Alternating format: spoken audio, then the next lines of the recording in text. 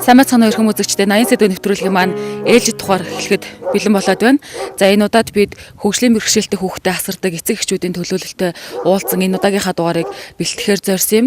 За Монгол улсын хэмжээнд тэр дундаа зөвхөн Улаанбаатар хотод хөгжлийн бэрхшээлтэй үр хүүхдэд асардаг 3000 гаруй ээжүүд амьдарч байгаа юм. За тэдгээр ээжүүд маань залуу насаа цаг заваа дээрэс нь хөдөлмөр эрхлэх алтан цаг хугацаагаа зөвхөн хөгжлийн бэрхшээлтэй төрсэн хүүхдийнхээ төлөө цаг хугацаагаа зориулж байгаа юм а. Ингээд эдгээр ээж эдвэс нийт 10 эмэгтэйг сонгон аваад Монголын хөгжлийн бэрхшээлтэй ээжүүдийн нэгдсэн холбооноос 10 эмэгтэйд нэг өдрийг аз жаргалтай тухтай зөвхөн эмэгтэй хүнд зориулж болохоор алтан цаг хугацааг өгөхөөр ийм сюрприз гинтийн бэлэг үйл ажиллагааг удахгүй зохион байгуулах гэж байгаа юм байна. Тийм ч учраас тэдгээр 10 ээжээс нэгийг нь сонгож өнөөдөр бид Улаанбаатар хотоос 45 км зайд Налах дүүрэгт ирээд байгаа юм. Ингээд бидний хүсэлтийг хүлээж авсан туяа хичээндээ орохоор Налах дүүрэгт ирээд байна. Хамтдаа орцгоё.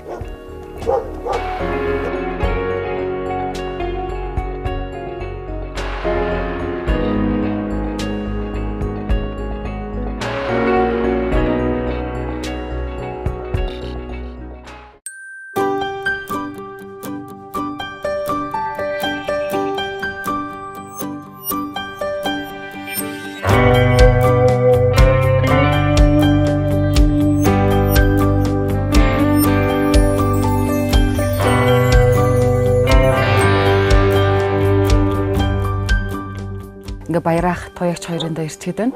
Тэгээ юун төрөнд та хоёртоо хүлээ аваад ингээ элен далангуу ярилцъя гэж энэ урилгыг мань хүлээ авсанд их баярлалаа. Тэгээд юун төрөнд туягч өөрийгөө танилцуулах уу? Намайг Галын Туяа гэдэг Хинтээ аймгийн Бэрхийн Урхад 1962 онд төрсэн 9 хүүхэдтэй айлын хамгийн том охин. Нөхрийгээ бас танилцуулъя. Миний нөхөр Лусан цэрангийн баяраа Хинтээ аймгийн Бачрат цумын харьяат битээр 1982 онд анх гэр бүл болоод одоо хүртэл 30 гаруй жил хамт амьдарч байна. Бид нэр хөгжлийн бэрхшээлтэй хүүхдийн эцэгхийн холбоотой холбогдоод тэгээд одоо удахгүй нэг хэд хоногийн дараа хөгжлийн бэрхшээлтэй хүүхдүүдийнхаа яг гэртээ хүүхдээ асраад байдаг эмэгтэйчүүдэд баярлуулъя. Хэдийгээр Мартин 8 өнгөрсөн ч гэлээ гэсэн баярлуулъя гэсэн энэ зорилго тавьсан байгаа юм л да. За тэгээд холбооны энэ зорилго нь биднэрт их таалагдаад гэхдээ энэ дундаас таныг сонгоод ингээ ярилцъя. Үнэхээр одоо хүүхдээ ингээ асраад ажил хөдөлмөр эрхлэх боломжгүй байгаа эмэгтэйчүүд маань Монгол улсад хаа сайгвал маш олноороо байгаа шүү дээ, тийм. Тэдгээр эмэгтэйчүүдийн төлөөлөл болгоод таныг зорж ирсэн юм л да. Тэгэхээр таны хүүхэд ер нь хөгжлийн ямар бэрхшээлтэй болсон? Та энэ талаар нэг яриач тийм. Манайх 5 хүүхэдтэй. Манай хамгийн бага хүү Баярын Тэмүүлэн гэж одоо 13 настай. Манай хүүхдийн өвчлөн болохоор үеийн хүчний булчингийн сулрал гэж хүн хэлбэрийн ийм маш ховор өвчин л доо. Энэ өвчнөр өвчлөөд одоо бас нэлээд хэдэн жил болж байна. Тэгээ хүүхд маань бол их үедээ бол энэ өвчнөр өвчлж байгаа үедээ бол бас жоохон хүүхдэд ер нь их хүндрэл бэрхшээлүүд тохиолддог. Тэгээ бас тэрний хажуугаар хүүхд маань сургууль цэцэрлэгт бол хамрагдчихсэн. Одоо бол үнэхээр бас сургууль цэцэрлэгт явах боломжгүй. Гэрийн нөхцөл аав ээжийнхээ асаргаанд сувилгаанд байх шаардлагатай болоод байна. Уг үндэс нь ер нь ямар шалтгааны улмаас ийм өвчин тусдаг юм бол? Энэ одоо өвчлөл бол ер нь маш их тийм ховор юм байлээ.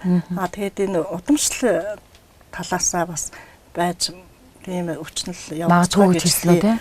Удамшлын талын жоохон юутай юм. Мөн энэ өвчнөр манай хамгийн том хүү 1983 онд төрсэн хүү маань бас өвчилж байгаад тэгээд бас бурхан болсон.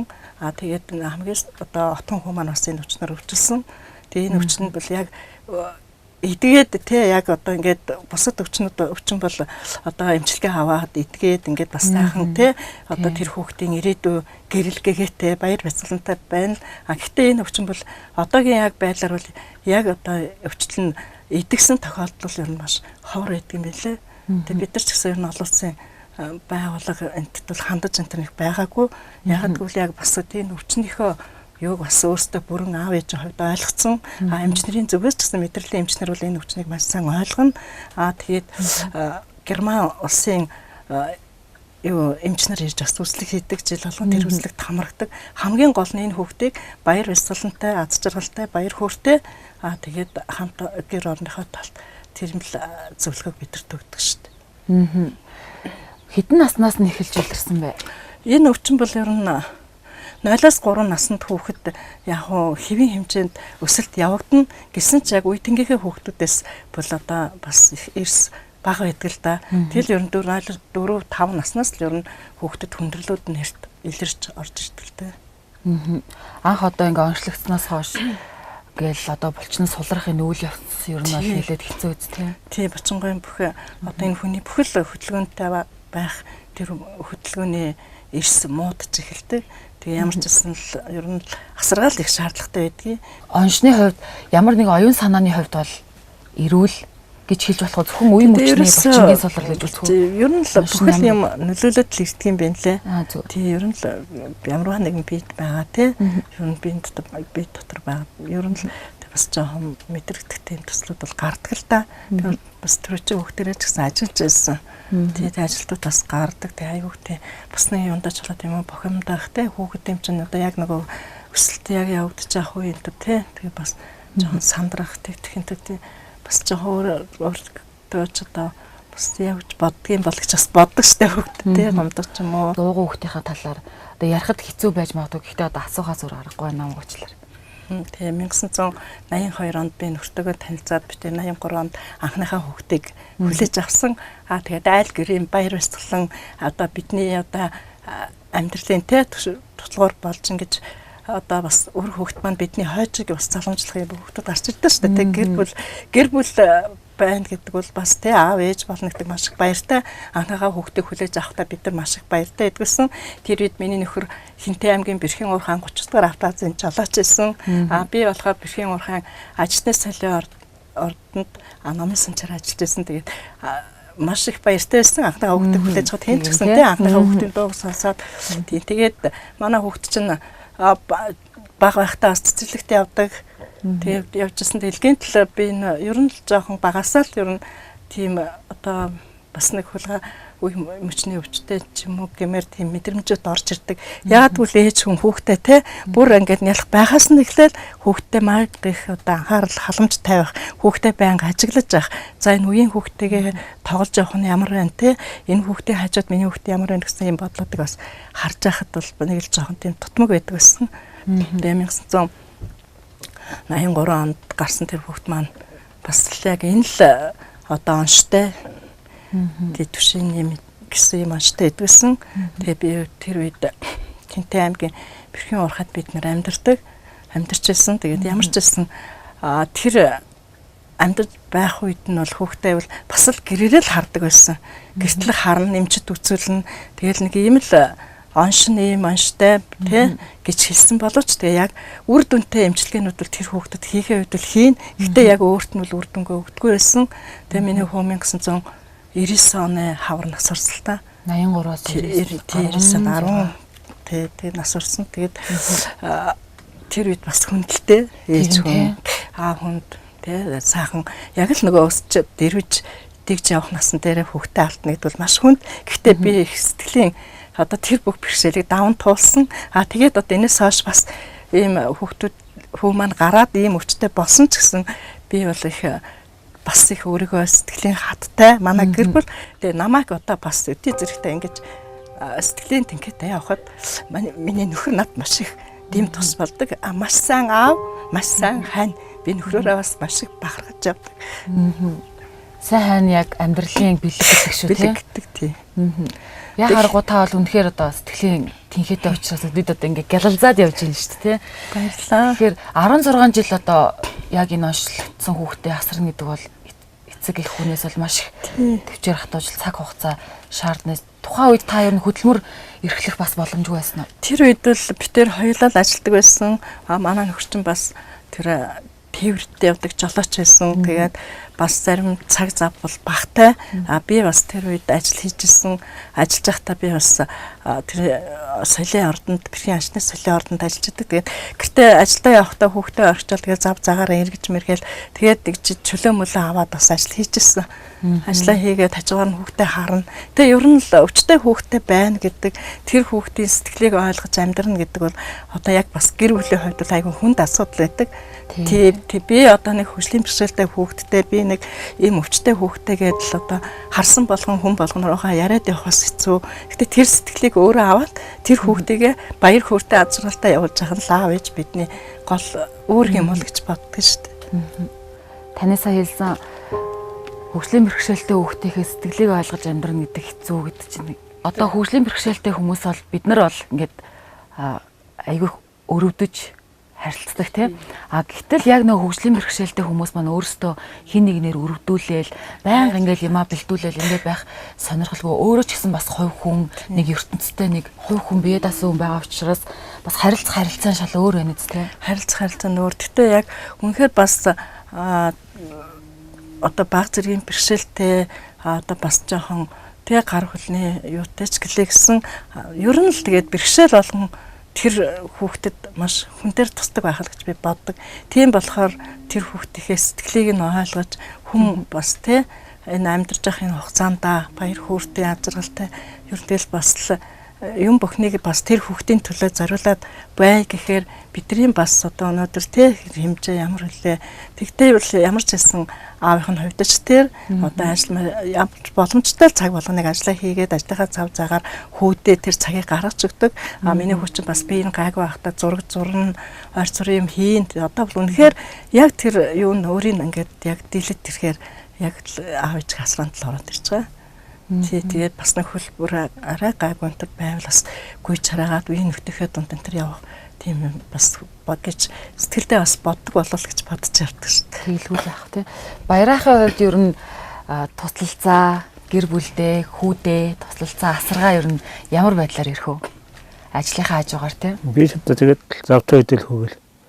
Би засуул нь барин бас л аль болохоо бас туслахал боддоо шүү дээ. Тэгээд яг хавт ер нь өөр төрсэн юу гэж зоолн гэсэл үүрж харах хэрэгтэй юм чинь. Тэгэл хүүхдээ бас нэг аятайхан байлгаа өөрийнх нь бас санаа юу гэл. Аятайхан байлгаа гэж бодоод л. Яг эрхлүүлэлт талдаа яраа илээ юм удаа хэлээ. Ээж хэр эрхлүүлэх вэ? Ээж хараагүй. Эрхлүүлэхгүй байна гэж байхгүй. Гэтэ эрхлүүлжсэн ч гэсэн бид нар чинь бас их мөнх байхгүй шүү дээ тий. Хэрвээ ингэж байжгаад ямарваа нэгэн бас нэг явдлууд болно. Тэгэхэд одоо бас энэ хүүхэд өөрийгөө бас те бас нэг одоо гар үсгээ зураад банкнд очих жишээтэй бас нэг өөрийгөө ингээд тэрнцэртэй суугаад гарахад тэр нь одоо бас манай нөхцөлд бол одоо ингээд гэрээ амьдарч хад бид нар яг тэрнцэртэй хүүхдээ аваад гарах тийм одоо боломж бас юу штэ. Тийм болохоор тэр мөрөн дээр бас сурах гэдгийг тэгээд үнэхээр миний хоогийн хувьд бол яг өвчнөн энэ хүүхдийг дийлчээд л идэг байхгүй юу. Тийм тэгээд бас боддог. Тэгээд миний өвчин сургууль сурдаг байсан. Налах дүүргийн хос хуйнгаад Солонгос захиралтай хувийн сургуульд сурч байсан. Тэр ангийн хүүхдүүд, тэр ангийн багш, тэр сургуулийн захирал хамт олон миний хүүг маш их халуун дотн сэтгэлээр хүлээж авдаг.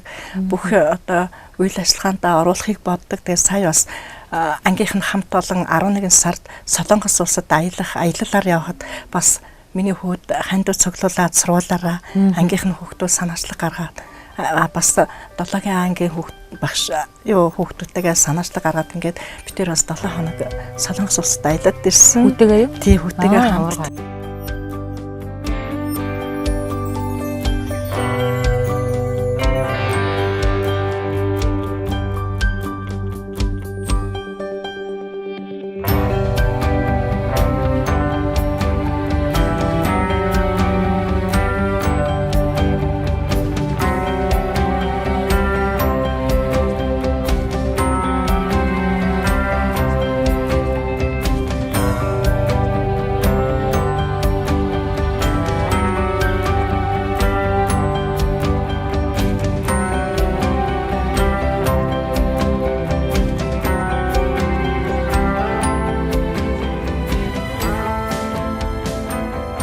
Тавька маань бүтэн дээр нь хэмлээ. Бэрэг Тэмүүлэн юм уу? Хэдэн настай байлээ? 13. 13 настай байлаа. Сургууль явж исэн гэсэн шүү дээ. Хаана явж исэн? Хол хувийн За хувийн сургууль юм уу те? Ангийнхныхоо тухай яриад өгч хэвчтэй. Ангийнх нь, багш нь, сургуулийнх нь ангийнхандаа ер нь сайн уу чи? сайн. Аа. Манай багш Бадамж багш. Бадамж аа. Ангийн хэдэн хүүхэдтэй ямар хичээл ордог юм? 14. 14 хүүхэдтэй юм тий. Ангийнхантайгаа хамт ер нь юу хийх вэ? хаяа хичээлдээ авчихсан. Аха. Хичээлээ хийн өөрийнхөө Аялалт. ер нь одоо өвдөж байгаа, заурилж байгаа юм юу вэ? Өвддгөө, нэг өвддгөө юу? Хаяа. Юу нөвдгөө? Гар марл. Үе мөчөөр нь жоохон өвдөд юм уу те? Одоо чиний ирээдүйн зорилго ер нь юу вэ? Ямар мэргэжилтэй болно гэж боддгоо? Гоё тийм ирээдүйн зорилго байдаг шүү дээ хүнд. Зүгээр л байна. Бие зүгээр л болгоно те. Бие зүгээр болгочоод юу их вэ? Бодоогүй юу? Чи гоё бодоод ингээ мөрөөдөж байгаараа заяа. Цагдаа. Цагдаа болох юм уу? Зөв. Одоо чи ингээд эрүүл олонгийн гоё мөрөөдөж байгаа шүү дээ. Мөрөөдөөл бодоол ах юм бол бодол чинь биелдэг гэсэн шүү дээ. Их чинь тэгээ сонссон шүү. Тэгэхээр гоё мөрөөдөж байгаараа заяа. Жишээлбэл ихчтэн нэг аягүй гоё амьдралын хамгийн гоё мөч энтер гэж байдаг байхгүй юу? Тэрэн шиг одоо хүн болгонд байдаг шүү дээ. Чиний одоо амьдралын хамгийн сайхан өдөр хизээ ямар үйл явдал байсан бэ? Баярын өдөр. Баярын өдрөө ямар баярын өдөр? Хүүхдийн баяраа юу идэг вэ? Тэгэл өдөр төм үйл. Хот. Улаанбаатар хотод очоод оо. Ангийнхантайгаа явд юм уу? Хаяа. Гом амархан. Чи Солонгос явсан гэсэн шүү дээ ээжтэйгээ тий? Тэр тухайгаа яриач. Гоё ясно уу? Юу үзэж харж юу хийсэн? Амтны хөрөөл юм уу? Тэгсэн нөө. Ямар амтан бэ тэгээд? Анаас. Арслан. Арслан үртлээ нөө. Монголд арслан байдаг үлээ. Юу лээ? Аратны хаан байдаг. Монголд уу? Байхгүй юу? Өөр ямар амтан бэ? Анаас. Тийм үү.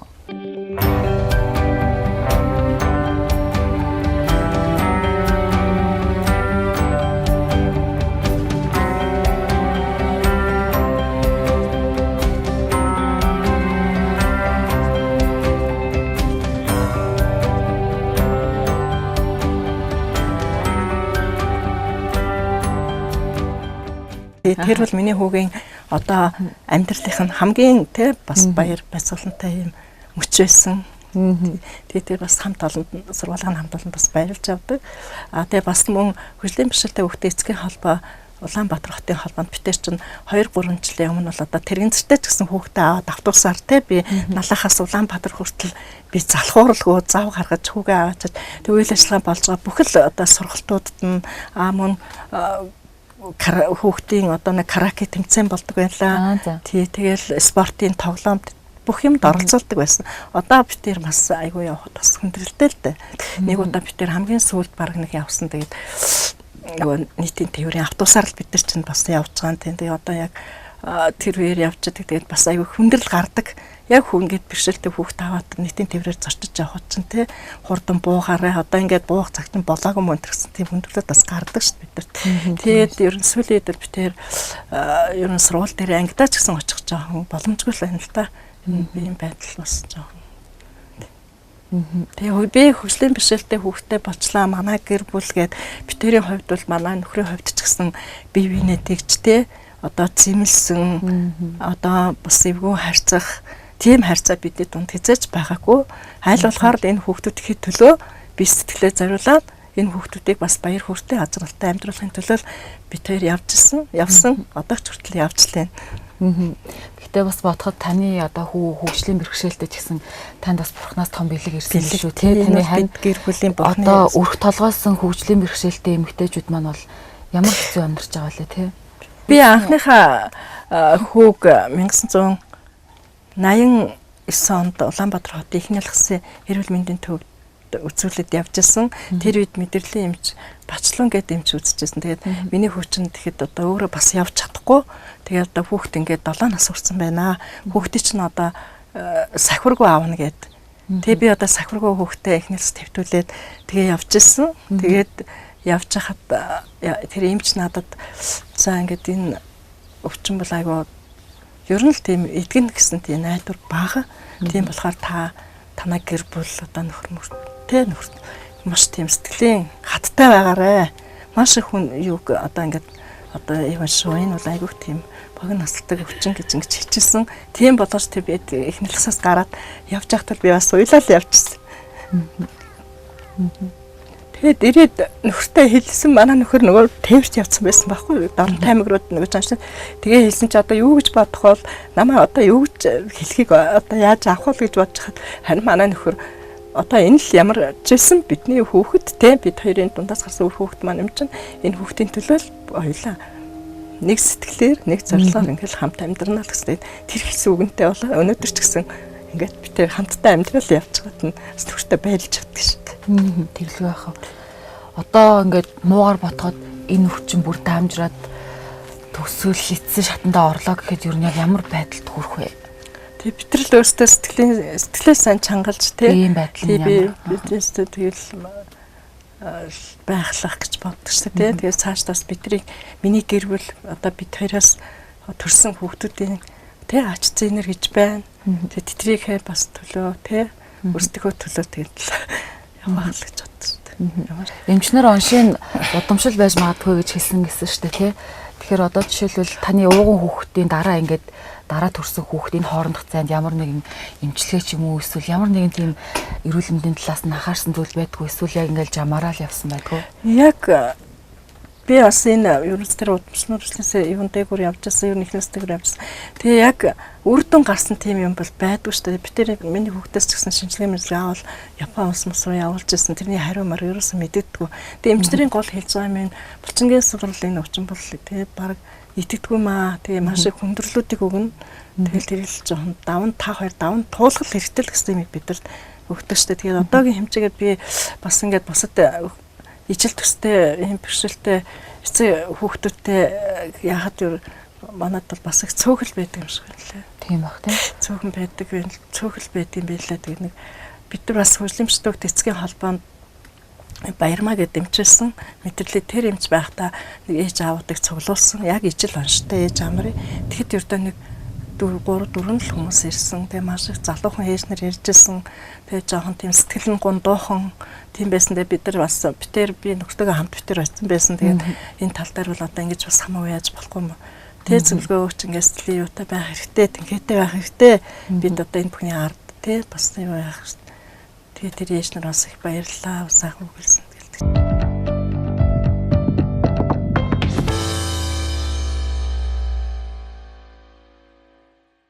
5 хүүхэдтэй гэсэн шүү дээ. Нөгөө 3 хүүхдийнхаа тавлаар ярьж одоо эрүүл мэндийн байдлыг ч юм уу тий.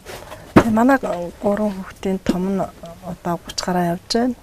Тэгээ Анбаяр гэдэг хүү байгаа. Тэгээ тэр үл нэг тийм мэдэгдэх юм бол байхгүй. Тэр үл сарвал одоо 2 охинтой. Том охин одоо марал гэдэг 3 дугаар ангид бага нь одоо цэцэрлэгт явж байна. Охин маань болохоор нэг охинтой. Бас дараагийн хүү маань онон бат гэдэг тэр маань болохоор бас эрүүл тэгээд бас бүгд 2 хүү охин 2-тэй тэгэл ажил төр тэгэл амьдрал явчихна.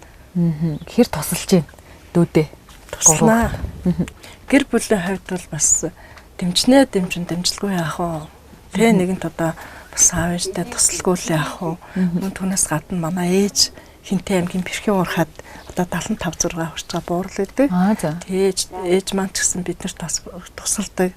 Тэгээ манай нөхрийн ах дүүнэр бидний ах дүүнэр би ч одоо бас олон дүүнэртэй шүү дээ. Дүүнэр маань ч гэсэн бас туслана. Гэхдээ бид нар бол бас тэрийг бас үүсгэж болохгүй тий. Эмчэндээ л тэгтэл хүн бүхэн амьдарч байгаа амьдралын төлөө тий явж байгаа юм чинь чадах боломжоор л бид нар бас тусалдаг та. Та ер нь улсад хэдэн жил ажил хөдөлмөр хийсэн байна? Би улсад 25 жил ажилласан. Тэгээд 2012 оноос хүүхдээ маань би 11 оноос ер нь хүүхдээ маань биеийн байдал ер нь хүндрэг тишээгээ орсон өөрийгөө авч явах боломж нөхцөл нь бол жоохон буурч ирсэн. Өөрөө ингээд явж байхдаа унчин тэгэл гарах нь хөдөлгөөн одоо ингээд аягатай цайгаад замдаа барьж чадахгүй. Тийм болохоор би 12 онд тэтгэврт орсон. Одоо ингэ хөгжлийн бэрхшээлтэй хүүхдээ асрах гэдэг утгаараа тэтгэвртээс гарах боломж байдаг уу тий? Тэгээ яг асаргаас сувилгааны югаар бол бид зүгээр хуваараа л өөрөө санаачлаг гаргаад тэгээ одоо би хүүхдээ харах хэрэгтэй юм байна. Энэ хүүхдийн төлөө тий битээр л явах болохгүй. Тэгээ аав нь бол ажил хийж битэрийг бас тийчих хэрэгтэй. Хүүхдийн бэрхшээлтэй хүүхдээ эцэг эхчүүдийн хувьд заавал ямар ч байсан нэг нь хүүхдээ хараад нэг хүн ажил хийдэг. Тэгээ одоо ч гэсэн зарим үед бас тэр болгон бас ажлын нөхцөл байдал, ажлын байр бас хэцүү шүү дээ, тийм л ямар ч гэсэн ажилтаа байгаа хүмүүс маань л ажлаа хийхгүй бас болохгүй л дээ. Тийм ш. Баярахын хувьд ер нь уусад хэдэн жил ажилласан байна? Одоо ямар ажил? Би одоо 30 гаруй жилтэй л явж байгаа та. Зөв. 30 гаруй жил ажилласан. Одоо энэ сургуульд нэг манайч л ажил хийдэг. Ааха. Ээлжээр гард юм шүү дээ. Тээж 24 48 гэлдэг. Ер нь бол яг ар гэрийн ажлыг эхнэр дааж аваад л баярах бол яг мөнгө олж ирэхтэй ажил хийдэг гэсэн үг шүү дээ. Ямар ч ажил хийгээд тэгээ бид гурав болоод байгаа юм. Тийм ээ. Ер нь нэг тэтгэр авчи би нэг ажил хийгээд нэг бас нэг багч гэсэн яах вэ? Баг хэмжээний мөнгө гэсэн болоод. Түрүүн туяагч хэллээ шүү дээ. Тэгээд нэг тэр холбоон дээр очиход нэг ийм оншоор онцлогдсон хүүхэдтэй залуу ээжээ хоёр байсан гэд тэ. Та хоёр зөвлөгөө өгсөн гэдэг жийсэн шүү дээ. Тэгэхээр ер нь одоо ингэ телевиз үзэж байгаа дан ийм онцтойч гэлтгүй ер нь хөгжлийн мэргэжлтэй хүүхдэд асарч байгаа. Тэгээд нэг үе сэтгэлээр нь бас нэг гундтай гэцэг эхчүүд бол одоо биднийг үзээ сууж л байгаах те. Баярахын хувьас зөвлөгөө ирчүүч өгөх үг хэлээч. Тэгээ ер нь юу байдаг байх л та. Ер нь тэгээд хүүхэд өвчтэй байхад л ямар ч хүн сэтгэл санаа бас л тийм. Өндөр байна гэж байхгүй л хаалт тий бас. Тэгээд та тохмотол байдаг байх та. Гэхдээ яг та өөр тоногдсон одоо зовлон гэтээ бас зовлонч ярих нь цаашаа өөр тоногдсон тавлангаараа тий юм чи. Хүн тэрнийгэл тэр байгаа хугацаанд л тэр өөртөө заяасан хүүхдээ сайхан асарж тий асарж одоо хайрлж авч явж яхал ястай тэр хүүхдээ одоо тийм бие муутай хүүхд байна гэх тэрнийг хамаагүй хаяад хайхрахгүй байж болохгүй шүү дээ.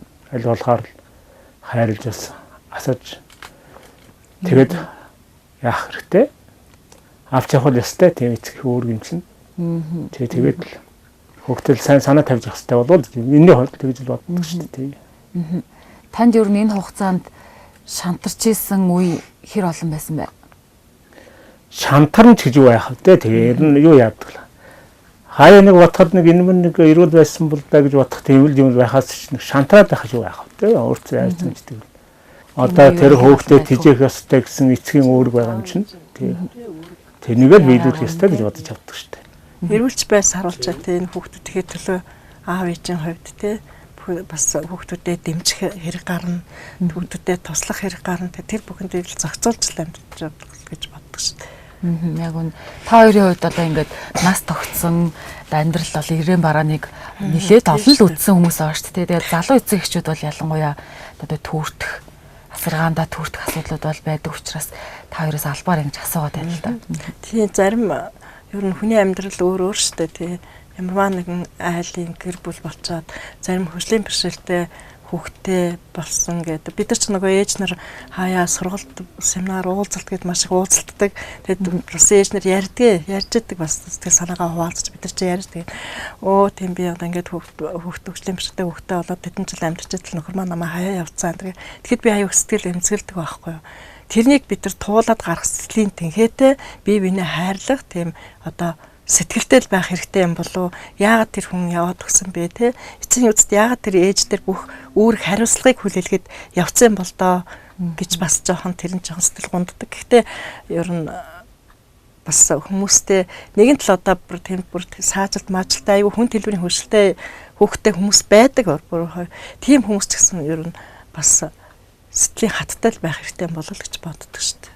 Тэгээ би өнөөдрийн хувьд налаах дүүргийн хөгжлийн бэрхшээлтэй хүүхдтэй эцгийн холбооны салбарыг нь хариуцаад сайн дураараа ажиллаад явдаг. Тэгээ энэ ажилд манаас маш олон одоо 80 гаруй эцэг эхчүүд хамрагдан бид нар бас хамтдаа ажилладаг.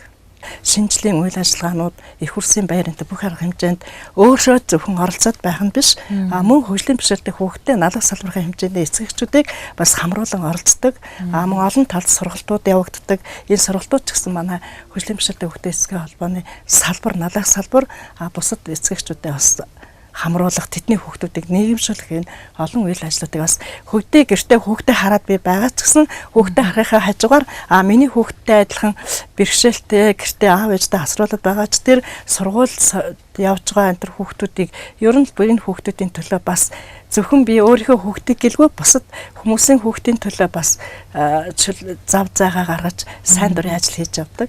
Тэгээ энэ ажлаараа бас бахархаж явдаг. Тэгэлгүй яах вэ? Хүн нөгөө зовлон жаргал үүсэх тусмаа илүү өөр нэгэн зөөлөн илүү өргөн өрөөнд хардаг болдог гэсэн тэрийг танаас харлаа. Тэгээ та хоёроо маш их бахархаж байна. Тэгээд одоо хэд хоногийн дараа нэг өдрийг сайхан хамт өнгөрүүлэх байгаа штэ тий холбооныхоо 10 эмэгтэйчүүд нийлээд тий. Тэгэхээр тэр өдөр дахиад уулзъя тий.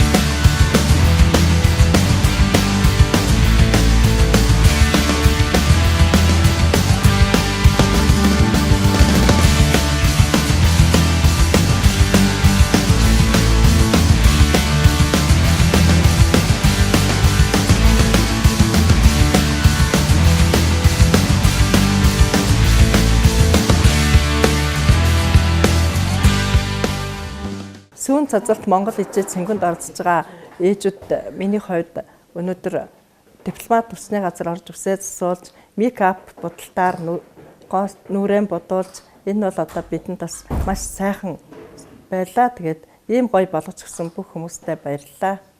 Манай хөгжим бишэлтэй хүүхдээ эцэгхийн холбоо маань үйл ажиллагаа явуулаад 15 дахь жилдээ болж байна. Тэгээд манай байгууллага маань эцэгчүүдийг чадварчуулах замаар хүүхдүүдэд хүрэх үйл ажиллагаа явуулдаг. Тэгээд бид нар энэ удаад эцэгчүүдийг урамшуулах олон үйл ажиллагаа хийдэг. Тэгээ энэ удаагийнхаа үйл ажиллагаар бид нар сүүн цэцэлт Монгол дижигээд ээжүүдийг баярлуулах энэ үйл ажиллагаагаа эхэлж байна.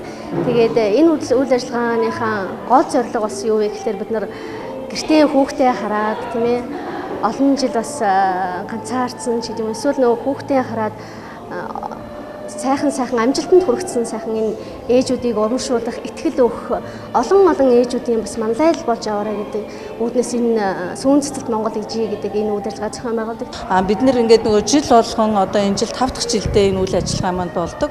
Тэгээ жил болгон нөгөө гэртээ сууж байгаа хүн хэлбэрийн хүүхдүүдийн ээж болон эмээ эднэрийг ингэж баярлуулдаг уламжлалтай байгаа. Тэгээ бас энэ цэнгүүнд энэ жил болохоор би өөрөө ингээд 10 ээжийнхаа нэгэнд орсонд бас маш их баяртай байна. Тэгээд манай хамт олонд ингээд тусалсан байгууллага хамт олон бүх хүмүүст баярлснаа илэрхийлье. Сүүн цэцэлт Монгол ижи гэдгийн цэнгүүн бол хөгжим бэрхшээлтэй хүүхдийн эцгийн холбооны ээжүүдийн энэ Цэнгүүн баярын өдөр юм аа. Сүүн цацал гэдэг Монгол хүн ерөөсөө ээжүүд маань сүүн цацалтай, сүүн мөртэй, сүүн амьтай бүхэн ээжээс үгээр амьдсан. Тийм учраас одоо сүү гэдэг юм бол дээдлэхгүй яахын аргагүй. Ингээд энд оролцож байгаа бүх ээжүүдээ болон гэр оронд нь үр хүүхдэд нь аз жаргал эрүүл хамгийн сайн сайхан бүгдийг хүсээрөөё. Бүгдээрээ сүүмөртэй, сүүн сэтгэлтэй байх болтугай гэж ирэж байна. Монгол хүмүүсүүд сүүгээр амлаж, сүүн цацалтай бүх ээжүүдээ энэ хоёрын баярын мэндийг хүргье. Жил болгон уламжлалт болгон явагдаж байгаа сүүн цацалт ижийн арга цэнгүү маань бол маш их сайхан байдаг. Яагтвэл энд одоо ажил хийхгүй хөгжлийн бишрэлтэй хүүхдээ хараад гэртээ байгаа ээж нар маань тэр болгон өөрсдийн хүсэл одоо тэр ер нь айл болох тийм их завчул их маш бага байдаг. Ихэнх ээжүүдийн маань цаг зав хөгжлийн бишрэлтэй хүүхдээ асрах. Тэгээ эмэгтэй хүний хувьд ээж хүний хувьд гэр орны ажлаас эхлээд бас хүүхдүүдэд бусад хүүхдүүдэд тавих анхаарал энэ маш их байдаг шүү дээ. Тэгээ энэ сүүн цацалт ижийн цэнгүүнд би 4 хичээлдээ оролцож байгаа. Ан 2013 онд орсон. Тэгээ тэнд бид нэр ээжүүд бие биенээ таньдаг, мэдж, танилцаж тэгээ нэг өдөр ч гэсэн баяр хөөртэй, тэ аз жаргалтай тэр хөгжлийн бишрэлтэй хүүхдийн эцгийн холбооноос хийж байгаа тийм үйл ажиллагааг бол маш их дэмжиж бас ажилдаг. Энэ хөгжлийн бишрэлтэй хүүхдийн эцгийн холбоо гэдгийн холбоонд хамрагдаж орсноороо манай гэр бүлийн хувьд ч гэсэн маш их олон сайхан зүйлүүдийг бас авч байгаадаа баярлж байдаг. Тэнд очиод одоо очиход бас ээж нартайгаа уулзах тий ер нь тэгээд бидний үйл ажиллагаанд энэ хамрагдан оролцох энэ тал дээр маш их баяртай. Тэгээд би ч одоо төрийн ордонд 2-3 удаа орчихсон. Тэгээ бас 2015 онд 10 ээж нарыг Япон улсад тэгээ Нинжин сангийн юугаар урилгаар бид нар бас аялаад ирсэн. Тэр чинь миний амьдралд бас л хизээч одоо тэгээ би бас их баярт үйл явдал гэж боддог шүү дээ. Одоо тэр том улсад очиод тэр орны бас соёлыг хараад тэнд байгаа хөгжлийн бишрэлтэй хүүхдүүдтэй ажиллаж байгаа тэр хүмүүсийн тэр сайхан сэтгэлтэй энтрийг хараад иж бод бас энэ холбоотой хамрагдсандаа бас миний амьдралд их өөрчлөлт гарсан. Би бас олон сургалтанд суух, ер нь хөгжлийн бишрэлтэй хүүхдэд хараад байгаа ээж нар аав нар маань ч гэсэн ер нь бас өөрсдөө жоохон тий чадваржуулах тал дээр бас өөрийнхөө биеэ дайчилж жоохон зүйтэй юм болоо гэж боддог.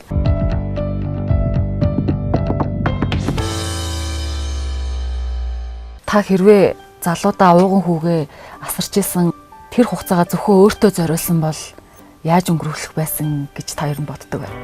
Энэ өвчнөр өвчлсөн энэ хоёр хүүхдийн төлөө миний залуунаас ер нь л тэгээд бүхэл нас энэ хүүхдүүдийн сайн сайхны төлөө энэ хүүхдүүдийн баяр баясгалантай тэр амьдралд нь би бас өөрийнхөө хувь нэмрийг оруулсан болов гэж бас баярлж явдгийг. Би хизээч хөгжлийн бишрэлтэй хүүхдтэй боллоо гэж хүнээс нууж тий ичиж зовох тийм юм надад ерөөсөй байхгүй. Ээж аваарынхаа хэнд нь илүү хайртай вэ? Өөрөнд нь л хай. Нэгэнд нь илүү хайртай да. Хүмүүс чи ер нь ээж аавдаа өдөр болгон хайртай шүү гэж хэлж чаддгүй шүү дээ. Тэгээ одоо чамд ээж аавдаа хандаад гой сэтгэлийнхаа үгийг хэлэх боломж их чинь олгол чи юу гэж хэлэх вэ? Хайртай гэж. Ганцхан л үг хэлэх юм уу? Өөр үг хэлэхгүй юм. Хайртай шүү гэж баярлалаа гэж. Баярлалаа. Эрүүл байж ээж аавыгаа улам их баярлуулаарай за. За амжилт хүсье.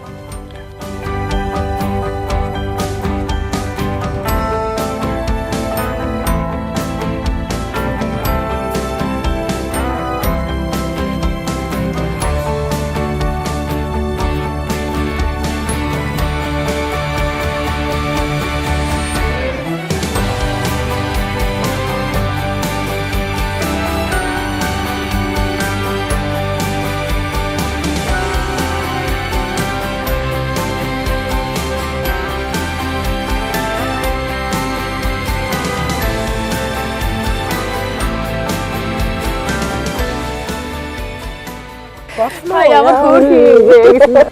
За баяртай. Хичээндээ сайн сууж байгаарай заяа.